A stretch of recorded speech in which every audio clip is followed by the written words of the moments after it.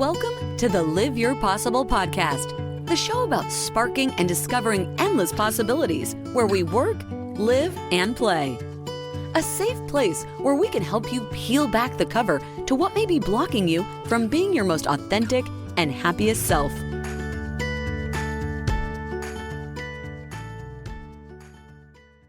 I'm excited to reunite with our guest today, Florent Amion, who's calling in from Spain. I met Florent in 2018 at Copenhagen, Denmark's Happiness at Work conference. Florent is a driving force behind purpose-driven organizations, cultivating environments that attract exceptional talent and deliver outstanding results for all stakeholders. Florent has been a senior leader in the healthcare industry for over 25 years and a business leader in the med tech space, where he has won awards and helped organizations outperform markets by multiple factors by teaching leaders how to focus on people with a higher purpose. He is passionate about empowering individuals to make a difference in the world. I thoroughly enjoyed this conversation, and I think you will too. It made me smile with appreciation for how much his thinking has influenced my belief in what is possible over the years. Listen in if you are interested in purpose-driven leadership and how to inspire others with a higher purpose, driving significant business outcomes with a people-first approach, leveraging optimism to help people contribute in meaningful ways where people experience transcendent motivation and growth, and learn how to give back during your workday and not have to wait for the weekend or when you're retired to help others thrive. Enjoy the conversation and open your mind to wonder what is possible wherever you are today. Enjoy the show. Welcome, Florent, to the Live Your Possible podcast. It's so exciting to see you again. How you doing? I'm doing good, Darrin. How are you? I'm doing great. Hey, it's been a few years since we connected. I think it was in 2018. We met at the Happiness at Work conference that was produced and hosted by Woohoo Inc. I met you in one of your sidebar workshops and classroom exercises. And also you were on stage and I was front and center for that. And I got to tell you, I was super impressed and I haven't forgotten about you. And it's good to be back here together, my friend. And let's just jump in there about what we talked about back at the Happiness at Work conference. Because I think in today's world, having more joy, more purpose, more happiness in everything we do. And I think you had some different approaches that you were employing out in the world, really engaging not only the audience, but people over in Spain. So I'd love to hear a little bit more about that and share with the audience about what you talked about there, and then tie that into what you're all passionate about these days. I'm happy. I'm happy that you got a great memory and you remember me. And yeah, it was a very nice time to gather all these kind of people that really believe in the same principle. Basic principle of what the work should be. And I think it's interesting because it's been before COVID and before everything changed about relationship people have with work, especially talking about possibility to work from home, commuting and stuff that we've been doing. Actually, I started to organize everything about the culture at work, at happiness at work, back in 2013. But when I first started to work as a country manager in 2004, I had an employee that was 100% of her time working from home in a different city from the headquarters. I just wanted her in the company. I just knew that could be she was living in Madrid and it was firing her or having her 100% from home. And for young people listening, maybe it's something weird, but back in 2004, 19 years ago, it wasn't that easy, not even on a technological point of view. And we've done it because we believed in the fact that what is important is not to be watching over the shoulder of your people, but making sure that your people can feel happy to work from wherever.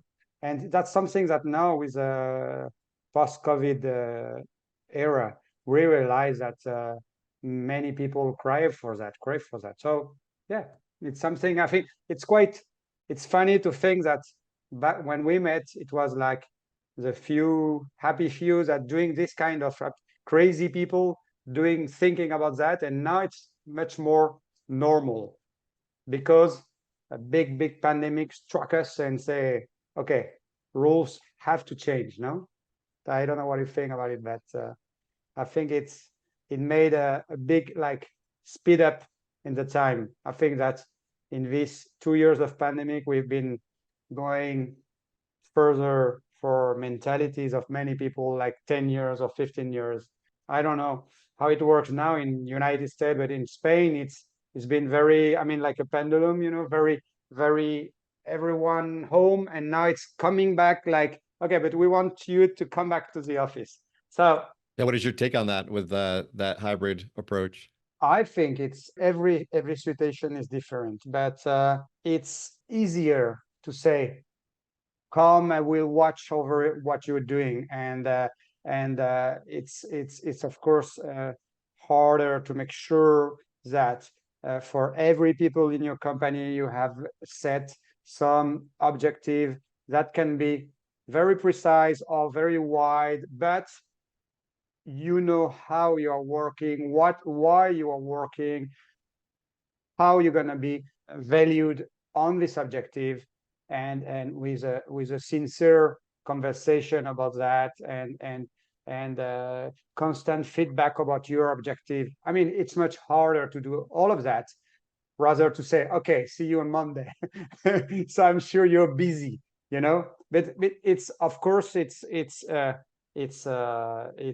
all about the fact that people, when they're not obliged by the environment, prefer to say, okay, come back to the office because we can see each other. No, bullshit. I think it's not.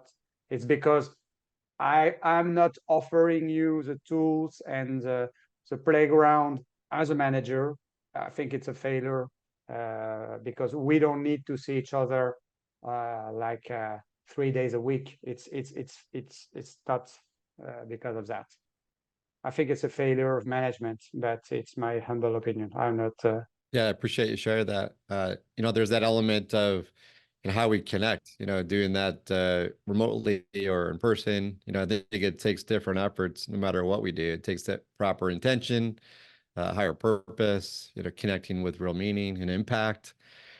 And I recall back when I think about back to 2018 and, as you mentioned, prior to COVID. And I love that event because there was a lot of talk about people first cultures and how happiness and joy can actually coexist with getting business results. Because I think it's one of those things that kind of flies in the face of many leaders that they don't believe that's possible. And I think we're both big on possibilities when we actually focus on our people. And one of the things that I recall you talking about was the hospital situation and the work that you were doing with different teams with pharma and med tech, and I think you created a hospital that was I think it was the first optimistic hospital in Spain, maybe the world. I mean, I'd love for you to share a little bit more about that. It was a consequence. What we've done for hospitals. I was at this time leading a company of a medtech company, and we decided back in 2013 to put people first and to be a purpose-led company. Okay, so this purpose-led company say, okay, we are going to organize everything around people from inside. So this is happiness at work.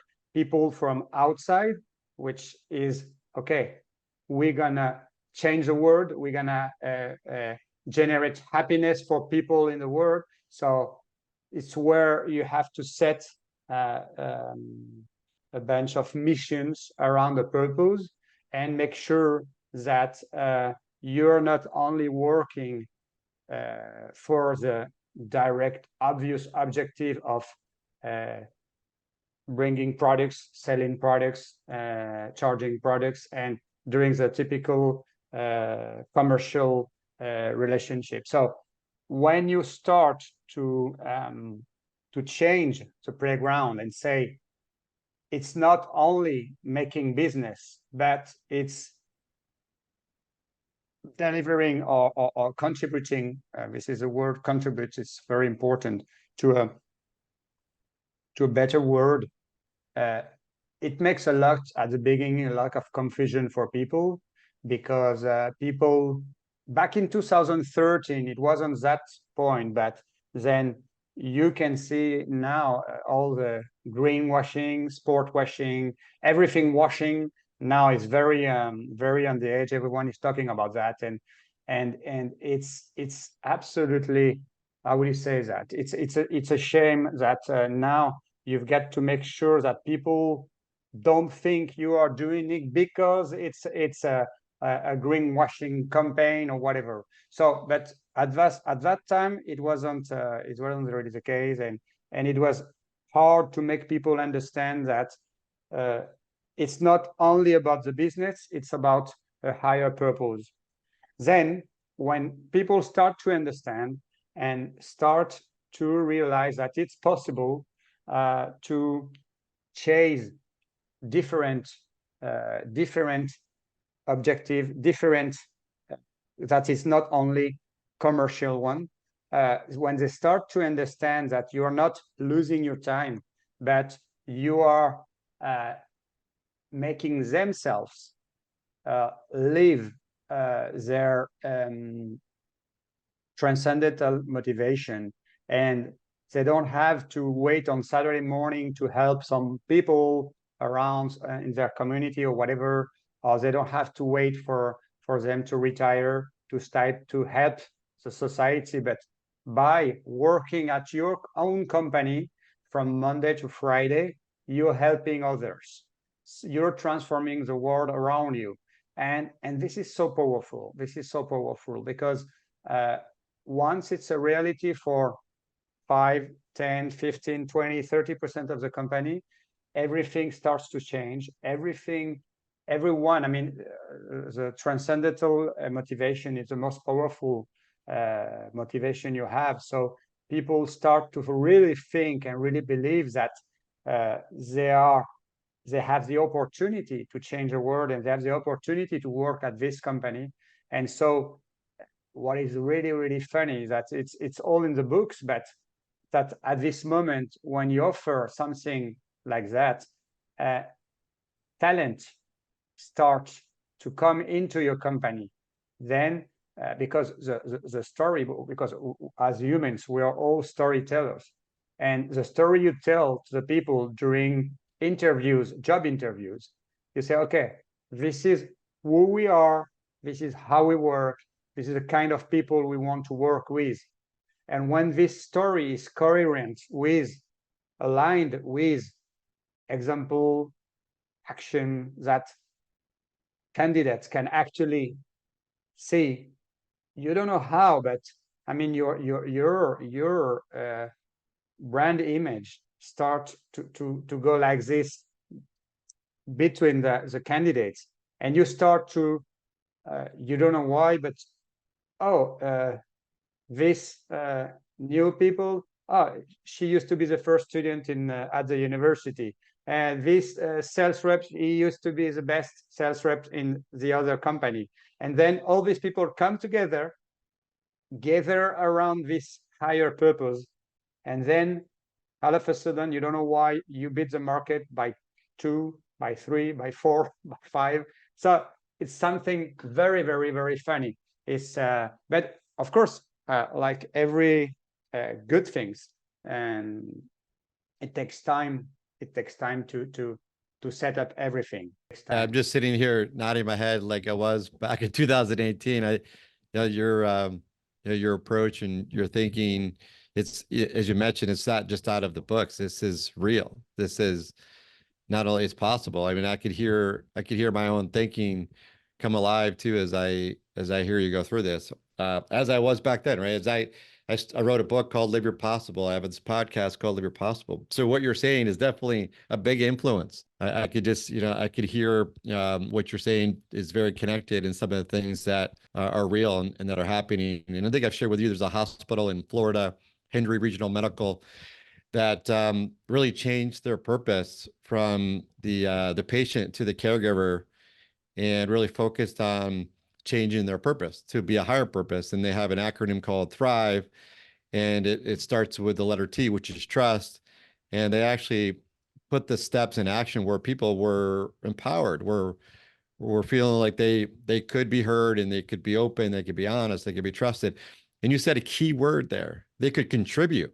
they could contribute to something bigger. And what happened is everything you're saying. And it's something where it was profound because they realized that when they actually took care of the caregivers did a better job taking care of the patients, and everybody thrived. And It's part of their influence was, I think, some of the stories that I've shared that come from you. So I want you to understand, like, your impact is far reaching. And I've mentioned this to the folks down in Florida, this hospital, that your thinking and some of your influence has passed through.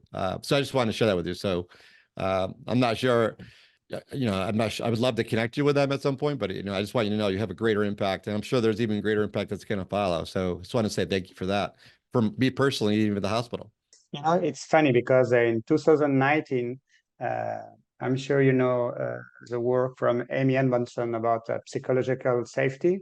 So interesting because it's very, very, I mean, the work she's been doing was born in the hospital at the beginning of 2000.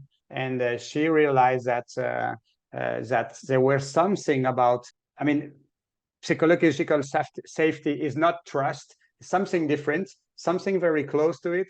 But the thing is, when you start to work on this concept, it was very interesting because when we start to build in 2013 our model, management model, when she published this book, I was like, wow, this is something incredible because it's in the hospital, and we understand how it works because it's all about saying, okay, I want to make sure that when you are at work, you won't be judged at any moment about what you think, about what you offer.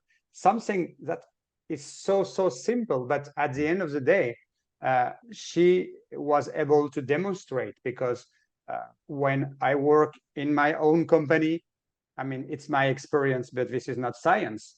At the moment you start to make, like Amy and Munson, a study with 5 hospitals in Belgium, and you have 500 people working, and you make some tests, and so this is science. So this is very interesting, the work she's been doing, and the fact is, what she discovered was when there is a culture of psychological safety, you offer, I mean, your organization the possibility to be a learning organization. People are not afraid to express themselves about their mistakes, about their doubts, about whatever, and people start to learn. And people learning is the key factor to make sure that your organization is going from here to here. Because if people learn, I mean, your organization improves. And when you talk from a hospital, you can translate that directly in number of deaths. Because of course, if you don't learn how to better take care or better treat your patients, I mean, this is not a question of, I mean, you save lives. And she has demonstrated that. And I think that we should, all of us, as potential patients in the future, we are all going to be old and all going to be ill. And so the thing is, we should all advocate for what she's been working on, and demonstrating that we need to provide for our hospitals to this psychological safety factor.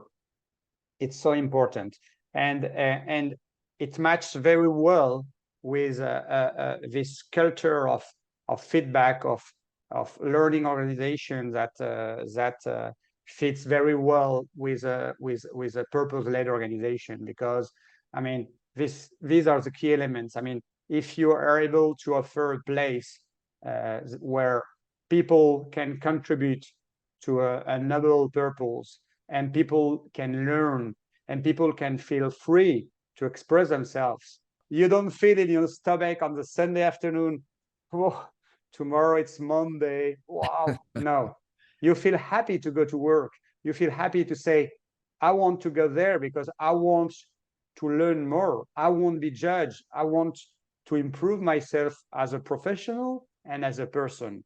And this is what my work, my situation can offer me. And this is so magical at this point, because when a certain percentage of your company start to feel like that, then magic happens, and then results come, and then victory. You can see that on the sports team. Victory is I mean, defeat is lonely, but victory, I don't know how you say that Yeah. in English, but everyone gather, everyone is happy, and everyone wants to share that. So yeah, it's interesting. Yeah, we celebrate together in that situation, and we're celebrating bigger things than just our own personal growth. I think our personal growth, to your point, contributes to this team goal or bigger organization, or maybe it's that external perspective and how we're able to help the community during our day job. I mean, I love that message. Imagine that if we're all Yeah. helping the community as part of our day to day. And I love what you said. We don't have to wait till we retire to do that. So that's pretty Yeah, funny. yeah. Yeah, and I recall back too, there was a picture I remember seeing that I'll put it up here on the screen for you just so you could see it with you, and you have this green nose. What is that? Tell us a little Yes. bit about what this is. Yeah, the idea was we started to create this opportunity inside the company to enjoy from this purpose, this happiness at work, and we started to think, okay, so now how are we commit ourselves to contribute to the rest of people, not only ourselves, because I mean, happiness at work can be about, of course, material condition, but it's the easiest and very, I mean, anyone can sign a check and make something nice or something pleasant to the eyes. But what is important is all about the culture, all the processes, all the don't set up a meeting after 6 o'clock in the afternoon, all the habits in the company. So it's all about culture. Okay, so this is interesting. It generates happiness at work, but when you commit the organization to make the world a better place at this moment, you have to make sure that it's something real. So at this moment, okay, because we were a medtech company, we say, okay, we need to change the world. How are we going to do that? So we started first to think about patients, of course, and then we realized that many companies were doing things about patients, especially chemo patients and oncology, and especially young people. So it was like, okay, we are not going to be very special on that. It's a very red ocean. There is a lot of people doing things, and we don't have budget resources to dedicate. And I mean, we want really to do things. So we had this idea to say, okay, what is really important about the patient is their environment and their caregivers. And no one is thinking about the caregivers. So at this moment, we say, okay, because the place we work, we call it the optimistic building, because optimism, it's one of the key behaviors that can help to build all the purpose, all the culture that you need at any moment. Because the optimism is great, because it's just a question of making sure that when, let me say it, when shit happens, and it always happens, you have a choice. You have to focus on the tiny possibilities that can be good in this situation, or you can start to look at all the rest that is not going well. So optimism gonna work all the time, and it's free to use, and it's just not being naive or being self-complacent. It's just to say, okay, this is the little light we have at the end of the tunnel, so let's go for it. So we had this optimistic building, and we say, okay, so if we as workers are working in an optimistic building and we are dedicating to generate this happiness at work, how can we improve the caregivers environment? So at this moment, we had the idea to say, okay, so let's just create the optimistic hospitals. And this concept was created back in 2014, and we started to generate this national awards that was made to put on the scene all the caregivers with special leaderships skills, special actions that were generating another environment in the hospitals. And during 10 years, we've been working on that, and it's been an incredible journey. That at the beginning, it was for the people something that was like surprising and say, "Oh, what's that?" Especially because, as you show, we wrote a book, and this book was to make it easy for people to understand. Was made like I'm looking. I've got it something here. I don't know if you can see it well. I Is it about will dreaming stop about an to. optimistic hospital? I think that's what it's called, right? Yes, Yeah. Love it. yes. So this was with a hero, and this hero was an optimistic captain, and it was all about making sure that we were able to offer in a very, very I will say that colorful book a lot of tools from um, positive organizational psychology, about coaching, about organizational development, and everything very, very, very easy to understand for caregivers to understand what their possibility. And this is very interesting, because when you talk about life your possible, I mean, you can spend as a caregiver a lot of time complaining about what you don't have. But if you start to think about what you can do, you realize that there is a lot of many, many little things you can do. And if you think about it on a selfish point of view, you realize that you can have a better work if you start to behave differently. Obviously, you're not going to change a system on your own, and you're not. But okay, being optimistic. I mean, do a little step in a direction that makes things change, and maybe tomorrow another people join you, other person join you, and then you are two, and then you are three, and then you start to have this kind of conversation about psychological safety. You can train yourself. You can start to talk about that with your boss, and then you start to learn more. You feel more comfortable, and then all of a sudden your results are good, and then your general manager start to say, "Wow, this unit is different. Why?" And then you get a lot of rewards, Yeah. and it's all start with a little step, but someone. So uh, yeah, it's this is a book that we created, and our hero, as I show you, is a optimistic captain with a green cape and a green nose. So this photo show the kind of action we were doing to make the promotion of the awards. And so That's super fun. Yeah, as I recall, you mentioning it was, as you said, I was done in a simple way. Folks could follow and understand it. Even has like a children's book feel. And I think there's a quote that I've seen somewhere about why that is.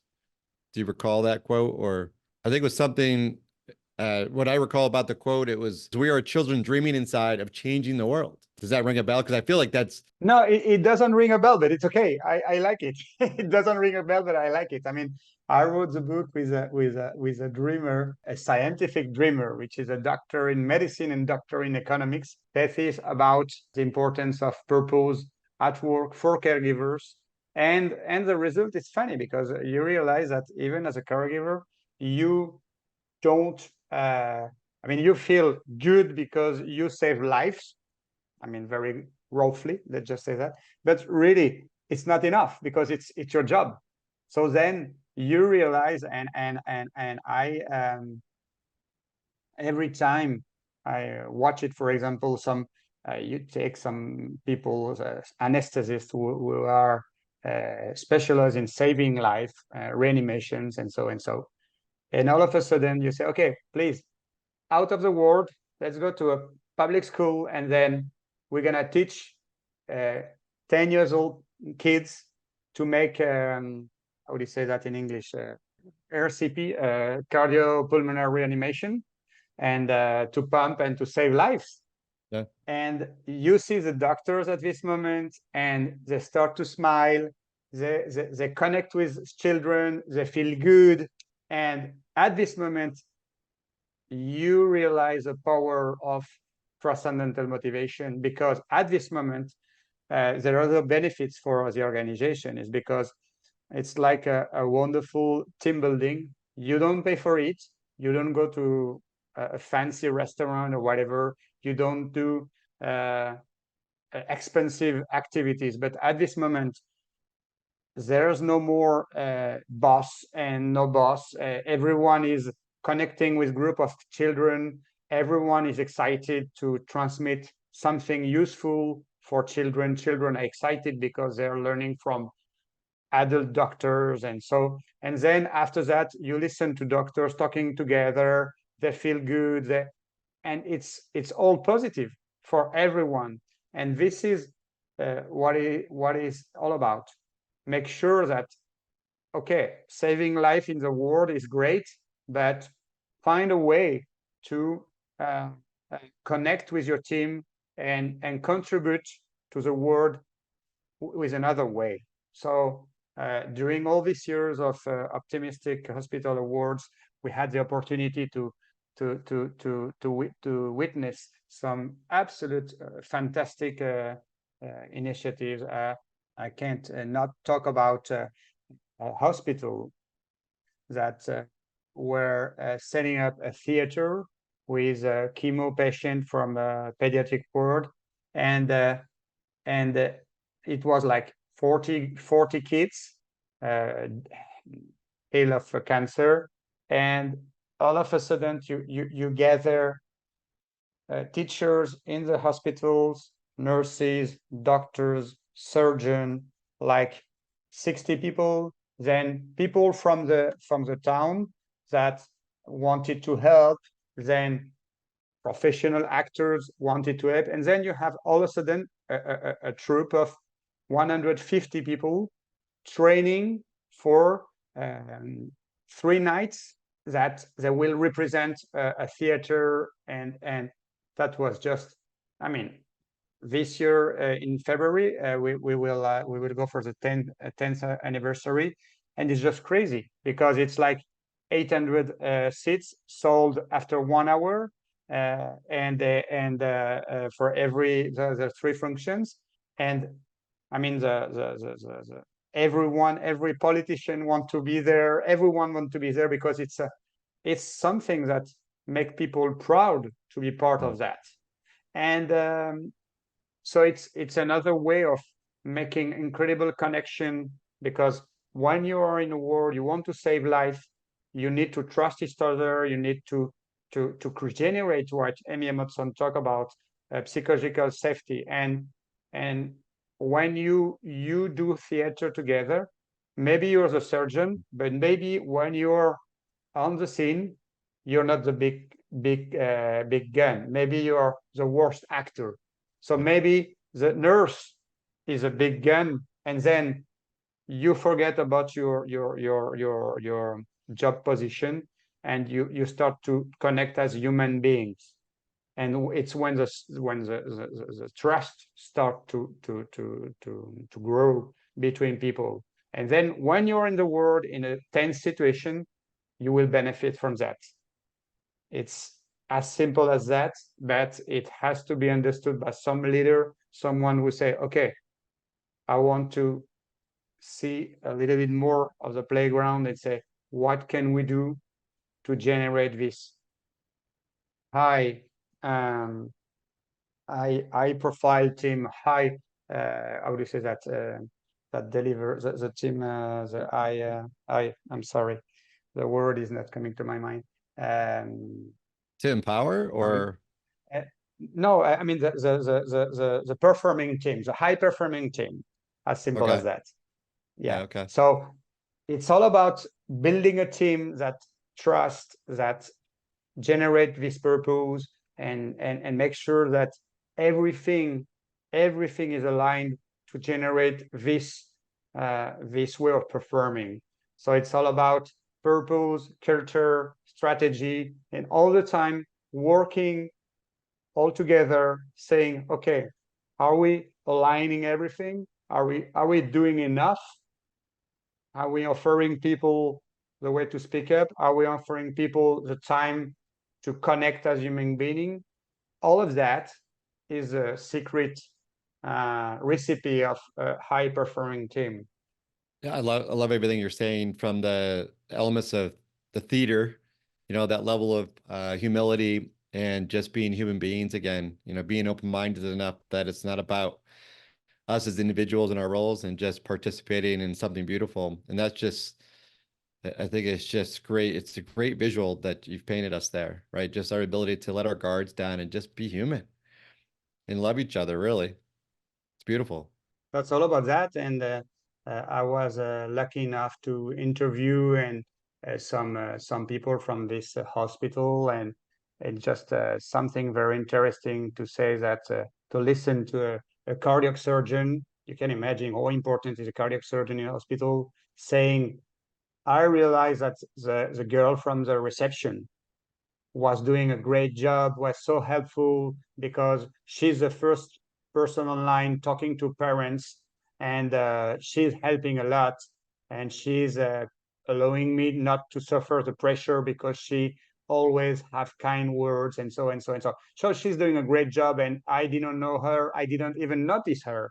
But since we are working together on the theater, we know Yeah. each other, we appreciate each other, and when you listen to that, you say, okay, yeah, yeah, no budget on that, just but you have to set up if you want to you have to set up this understanding of why you're doing that.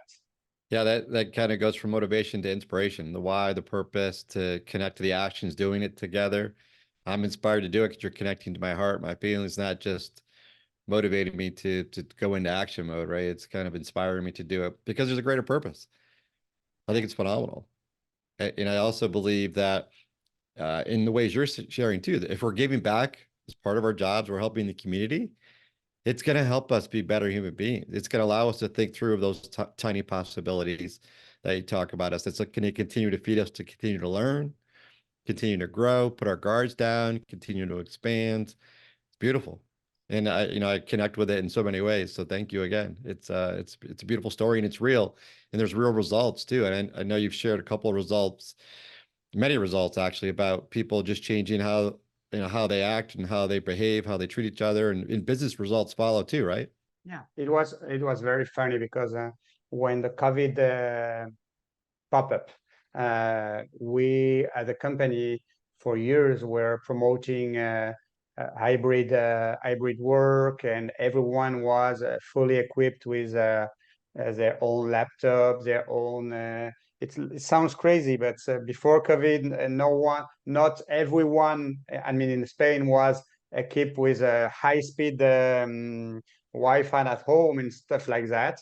And in our case, yes, we were paying for that. We were paying employees to be at home with high speed and everything. So I remember that in Spain, the lockdown was for on the day 9. They say, okay, on the day 11, everyone at home, lockdown, and no one can go out.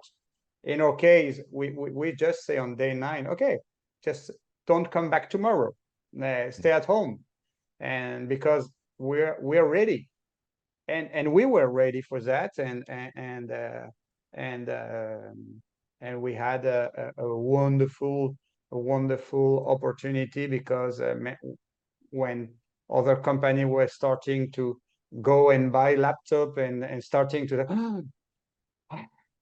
how the company is going to react. At the same time, we were starting to see that after 2 or 3 years, 2013, 14, 15, and then the sales starting to go like this, and woo, and now it's been absolutely unstoppable as a company, because I mean, when you gather talent and you align this talent with a higher purpose and you create this atmosphere and you create everything, I mean, the results are there, and it works. So it's profitable. It's profitable. it takes a little time, but at the end of the day, you go faster, and it's yeah, something that I just can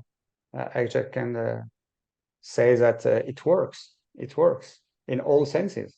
Yeah, it's a both and. We can focus on our people and our customers and have a profitable outcome in many ways. That's awesome. Yeah. How do, You make more money, people are more happy, people want to be with you, so it's all benefits. win, win, win. Absolutely, absolutely. Florent, how did you get to this place of optimism and being optimistic? Did you have moments in your life that made you reflect on, or maybe there were moments you had to overcome, or maybe you were just born this way? Like, how did you get to this place where, you kind of believe and you trust it and you kind of connected to your purpose with this passion? I have to say that I was born happy, that's for sure. So it's I always remember myself singing, being happy, and being optimistic. I was born like this for sure.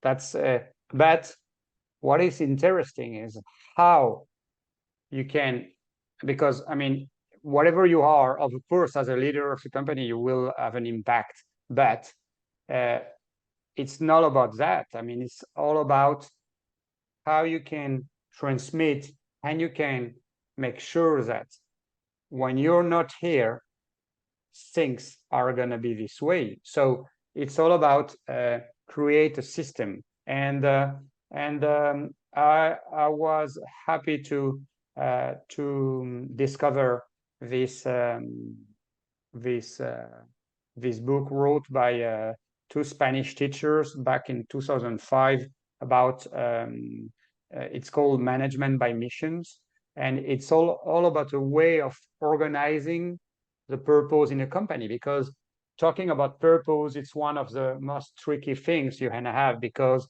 I mean, at my company, at my medtech company, it's like for the doctors. Oh yeah, I've got purpose. I save life.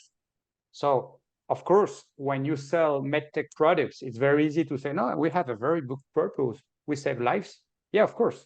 And my answer was always to say, yeah, as a guy who is building, manufacturing a stroke for a car, is saving life as well.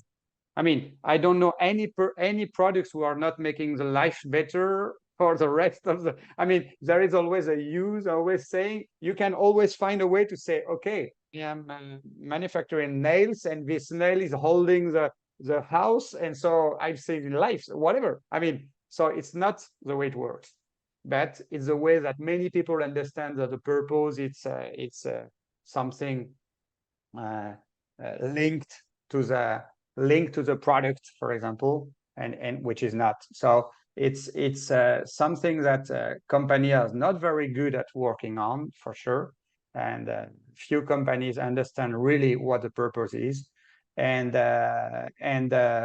if you don't know what it is, then how are you going to work on that? It's very difficult.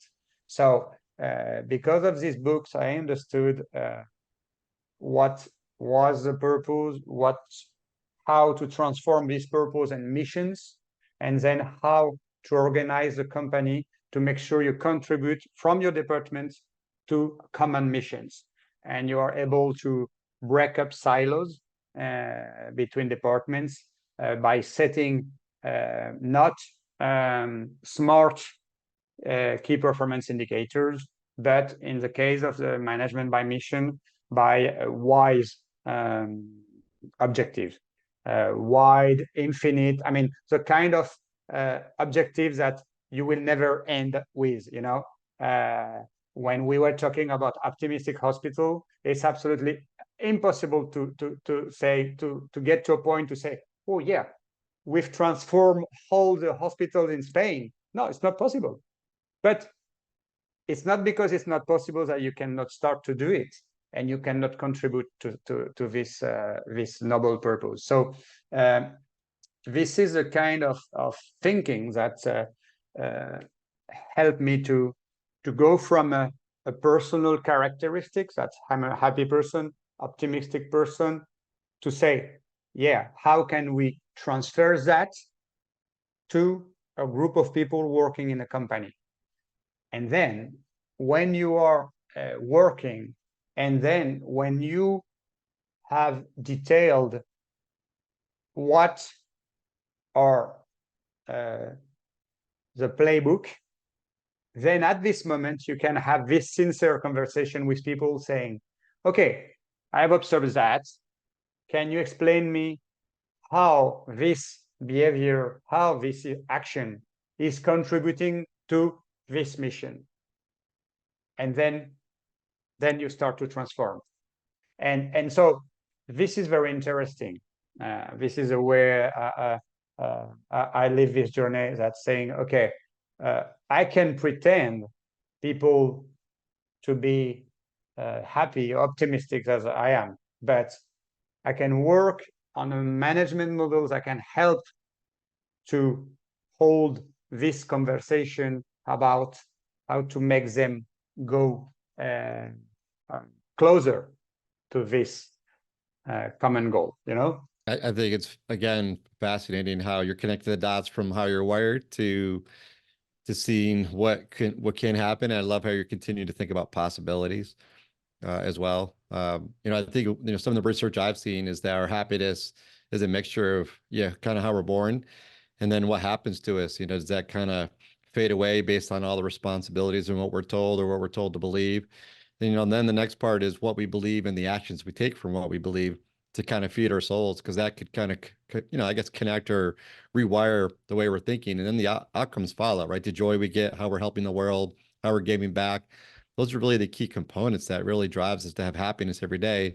And it's not something that's fleeting or goes away, right? It's something where we can have an optimistic hospital or community where people are actually contributing every day. And it's not something that has to go away. I think if we could live it as you're describing and having this connect to a higher purpose and believing and trusting, I mean, it's a beautiful place that you're not only depicting, you're showing is possible. It takes a while and it takes a lot of energy because, as you know, and I'm sure that you've met since you start your journey with Live Your Possible, you have so many people that gonna have a wonderful explanation to say no.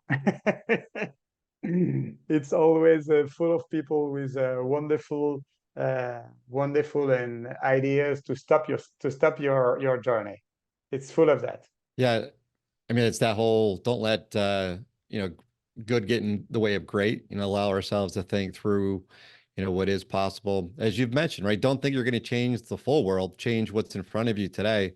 Take those simple steps. And I think that's great advice. And it sounds like you took it to heart in helping people change the world. I know it's part of what you're passionate about, as I've seen in your writing and how you present yourself out on social media these days. And how could people get a hold of you, Florent, to maybe you could be a speaker or help coach other folks on some of the principles that you're working on, especially when you think about purpose-led organizations and syncing up culture and strategy and everything you're doing here.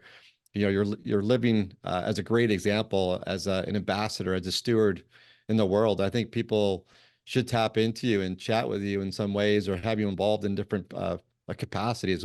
What's the best way to reach out to you? I started a new journey recently, and I will transform that. I mean, the journey is starting that I'm working now on my own, and I've been starting to work as a consultant and I start with one of the first customer, the National Society, Spanish National Society of Anesthesiology. And I'm very grateful and very lucky to start to help them to reach all the how do you say that, the potential as a society that the anesthesiologists have shown to the world during COVID and so, and they want me to help them changing their image and surging and giving them more purpose and so and so and so. So it's a long journey because it's a association in society. So they are not employees. There are 6,000 folks that they are together, but it's a hard job. But I'm very happy with this challenge, and I will start to of course to try to look for more companies, and I will try to offer my experience and advice, and it's a journey that I'm very happy to start, because I want to I want to contribute to more companies and more. I mean, you always learn from, because I mean, I've been doing in the same companies for 25 years, and at the end of the day, even if you are always learning, it starts to, at least some point, you are at the end of something. So yeah,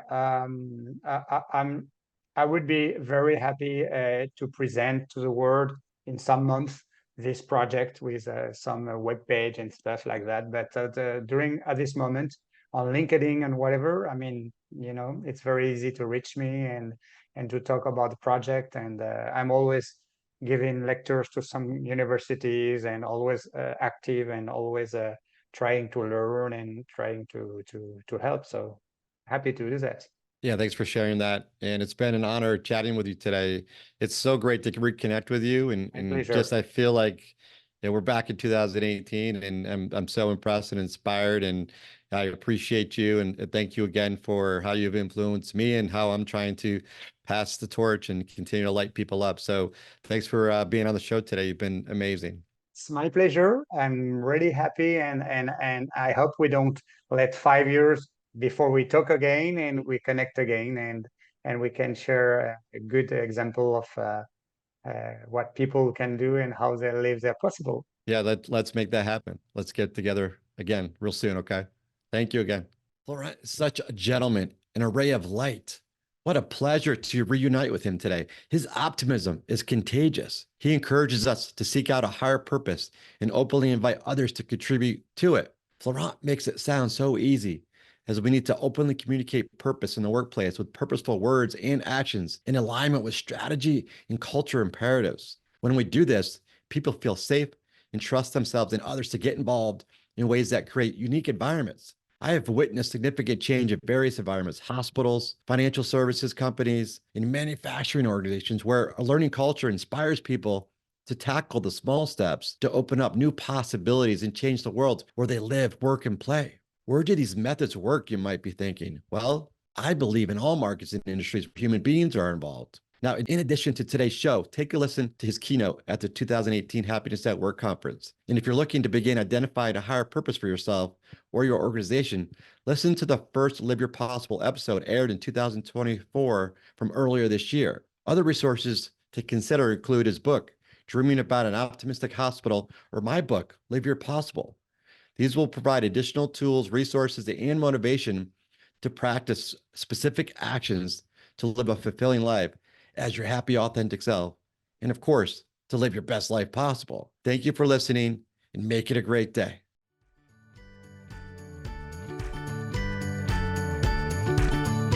That's all for today's episode. If you liked the show, please don't forget to like, share, and subscribe so you don't miss the next one. Live Your Possible dares to unlock your fullest potential and become an avenue for others to do the same.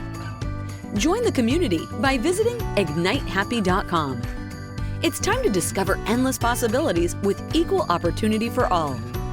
See you again next week for more insights on how you can live your possible.